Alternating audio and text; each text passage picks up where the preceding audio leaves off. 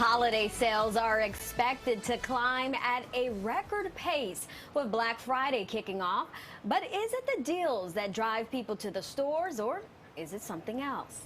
Thank you for staying with us. I'm Erin LeBeau. And I'm Tamsin Fidel. Well, holiday sales started earlier than ever this year, and that's good news for businesses and shoppers. The company Commerce Signals projected that during the week of Black Friday, spending will be up 16% over last year, and it's mostly because people are more willing now to go into the stores. Yeah, good sale, though, isn't always the top reason people look forward to Black Friday.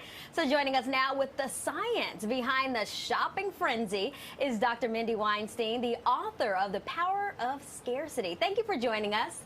Thank you for having me. All right, so doctor, you say it's not just the chance of saving money that drives people to the stores.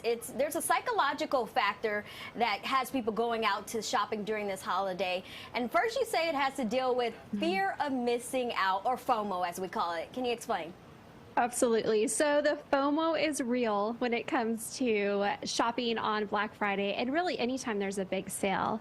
So what we know from psychological research is that people have a stronger feeling regarding their fear of loss than they do the excitement of gain. So it's that idea of, if I don't buy this now while it's a sale, while there's the Black Friday deal, I'm going to miss out. And so that is a huge motivator for us. Well, so, there's also excitement surrounding just the day in general. What is it that makes people want to shop? I wonder if it's just because historically it was just a day where you saw, pictures of all the crowds, or because we know that, there can be good prices. A lot of it's excitement. Sitting on the sidelines, you might be watching and reading about it, but it's a whole different experience to be there. And we also know through research that there is really a true physiological response to excitement. So when we go to a store and we're part of the scene and everyone's, running for the deals, there's that competition, but there's the excitement. Your heart's racing a little bit, your hands might be a little sweaty, as you race towards that crock pot or TV, whatever it I feel it right now as you're talking about it. Yes. I remember back in the day when people would have their Thanksgiving dinner and then they automatically at 2 a.m. Oh my gosh, right? And wait in line. Yeah. So what about those people that keep coming back every year? What keeps them coming back? A big part of that is tradition. I mean, the way that we are made as humans is we seek tradition. We want that stability and that predictability. And that's what happens, for a lot of people on Black Friday. It's a tradition, something they do every single year with their family and friends, and something they look forward to. So even despite the fact that now there's, some sales creeping before Black Friday, and also we have Cyber Monday, there's still that just, it's something we always do every year. And we crave that. A lot of us do. Well, so how do stores use that knowledge, because they know how we feel, to get more business? That's the million-dollar question, right? Literally. Literally. So, you can see it. The whole idea with FOMO that I was talking about, what we see with retailers is they will show you the sale price, like what it is today for this doorbuster deal.